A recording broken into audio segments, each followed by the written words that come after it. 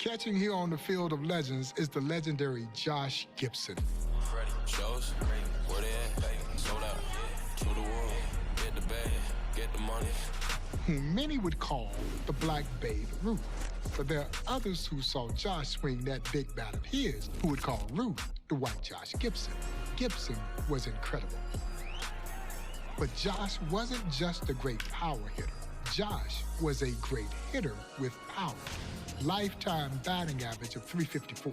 And in head-to-head competition against major leaguers in countless exhibition games, hit over .420. Josh Gibson was going to steal you 20-25 bases or more to go with that big bat of his. And what makes it even more remarkable for those of you who are baseball fans, he was doing this as a catcher. Catchers don't do that because the position's just so physically demanding.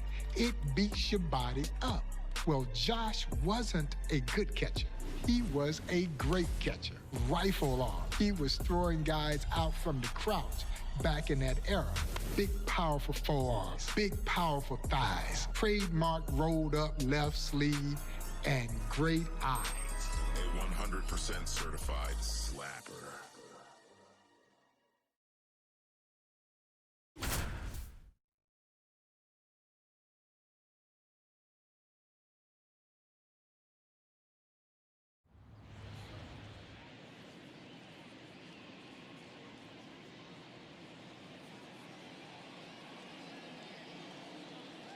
The Negro National League in hitting wins above replacement 5 times over a 7-season run. And he led or tied for the league lead in homers for 10 straight seasons. Back for Josh Gibson. Walter said he was better than Hall of Fame catcher Bill Dickey, and that Josh caught so easily he might as well have been in a rocking chair.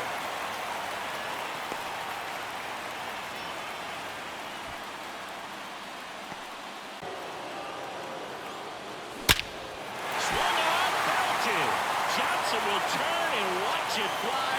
A huge home run by Josh Gibson.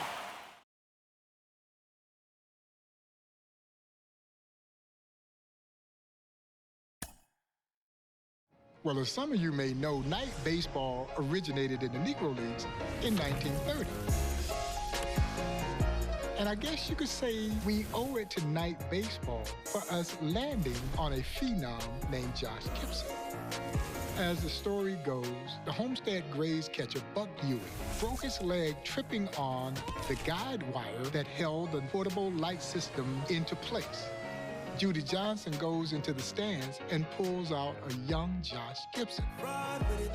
And Gibson had already been a budding star in the amateur world of baseball in Pittsburgh. And Judy Johnson pulls him out, puts him in the uniform, he gets behind the plate, and needless to say, Buck Ewing never got his job back. But hey, it's no embarrassment to lose your job to Josh Gibson, because now you've got a legendary story as well.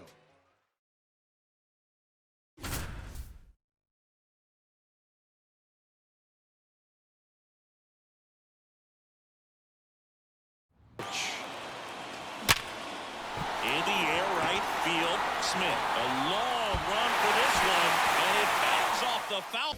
That he had the eyes of Ted Williams and the power of Babe Ruth rolled into one dynamic package. You see, his outs, whereas we say in the sport, were loud outs. I think about a story that Buck O'Neil also shared. He said a young ball player had just joined the Kansas City Monarchs. They're playing the Homestead Grays. Kid walks by the bench and sees an old broken bat in front of the Grays dugout. Picks it up and he's gonna tease Josh. Said, Josh, this must be your old bat. Josh Gibson turns and shows him the faded out area on the sweet spot of his bat. And he says, son, I don't break bats, I wear them out.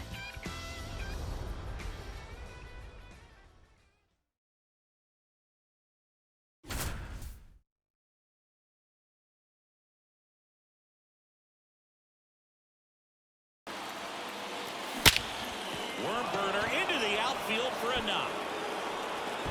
So they get a man aboard. Out to short. Dives and he can't hang on. No throw, and they don't. Buck O'Neil, who was around the game for 7 decades, said he only heard the distinct crack of the bat. Said the ball made a different sound coming off these players' bats. 3 players. One was the sweet swing of the legendary Babe Ruth. The other was Bo Jackson. And the third of this dynamic trio, Josh Gibson. The lore and legend that surrounds this almost mythical-like ball player is second to none. There's the story of the ball that he launched into orbit in Pittsburgh, and the next day he was called out when it came down in Philadelphia. Only Josh Gibson.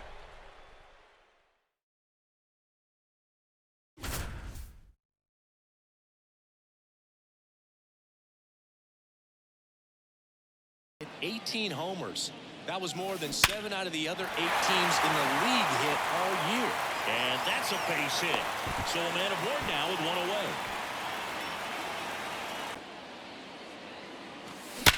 That one ripped. That ball's carried. That one hops against the fence. Oh, the throw is over his head. And he'll pull into second safely.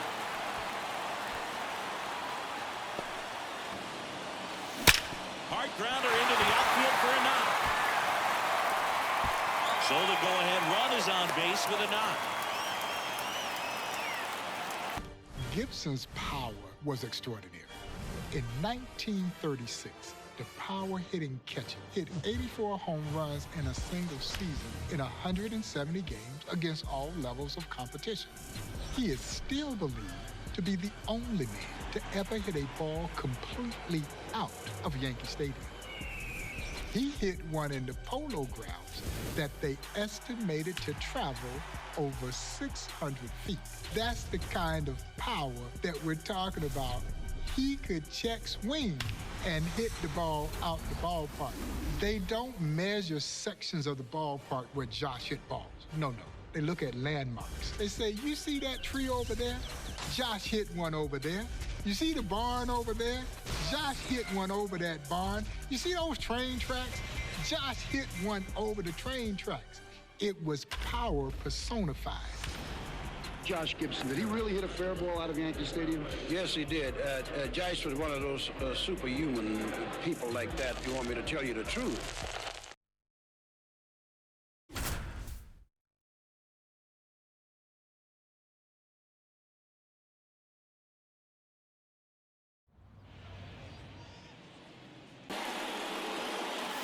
Oh, this one high and deep. Way back there. Gone. Gibson puts one out of the Polo Grounds. Gone.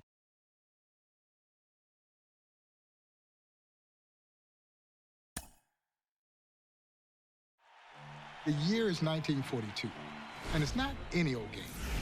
It's the Negro Leagues World Series. The Kansas City Monarchs against the Homestead Grays. And it's an epic showdown. Satchel Paige and his friend, Josh Gibson. The Monarchs were winning the game 42 in the bottom of the ninth, 2 outs, when Satchel gives up a 2-out triple to a guy named Jerry Benjamin. Satchel calls time. His nickname famously for Buck O'Neil was Nancy. Satchel says, Nancy, you know what I'm fixing to do? Buck said, yes, Satchel, you're gonna get this guy out so we can go back to the hotel. He said, no, Nancy, I'm gonna walk Howard Easterly, I'm gonna walk Buck Leonard, and I'm going to pitch to Josh Gibson. Buck looks at Satchel, he says, Satchel, don't be facetious. He said, well, you can call it what you want to, but that's what I'm going to do. He walks Howard Easterly, he walks Buck Leonard. Now everybody knows what's going down. And so Satchel calls time again. But this time he motions for the Monarchs trainer to come out. Now the trainer is part of the show. He's got a glass in his hand. And Buck says he drops something in the glass and the glass begins to fizz. Satchel drinks it down, he lets out a belch, now he is ready. Satchel looks at Josh, he said, Josh, I ain't gonna try to trick you. I'm gonna throw you 3 fastballs. 95-mile-an-hour fastball, call strike 1, Josh never moves the bat. 99-mile-an-hour fastball, call strike 2. He said, now, Josh, I ain't gonna throw any smoke at your yoke. I'm gonna throw a pea at your knee. 100-mile-an-hour fastball, called strike 3. Satchel, who stood about 6'4", 6'5", he stretched out. He says, Nancy, nobody hit Satchel Paige's fastball. But Buck O'Neil says the very next year, Satchel tried to get a fastball past Josh. He said Josh hit the ball so hard. You know how the pitcher goes through his follow-through? He says Satchel never got a chance to come up. Said the ball went right over the top of his cap. And as Josh is circling the bases, Satchel's still down here. He never comes up. And he looks over at first base and he says, Nancy, a fella could get killed out here.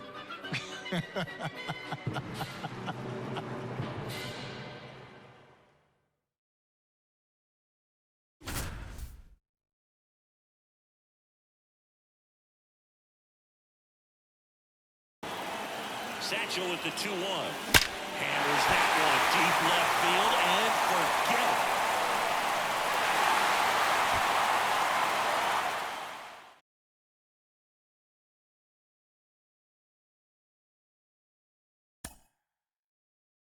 The legendary Josh Gibson is credited with having hit nearly 1,000 home runs in his 17-year career in the Negro Leagues against all levels of competition, including major leaguers. He lit everybody up. He did not discriminate against any of the pitchers, as Gibson once said to a young teammate who got called out trying to steal second base to end the game.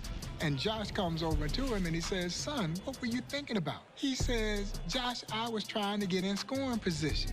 Josh looks at him and he shakes his head. He says, son, I'm in scoring position when I get in the batter's box.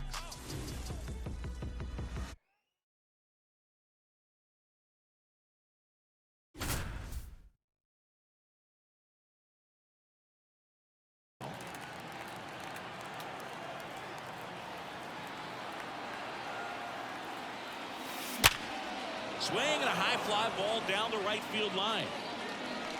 Bounces off the wall as he makes a great grab. And the 1-0. Swung on, belted. And that one hops the wall. Throw comes in. Runner stopped. Second and third. Nobody out.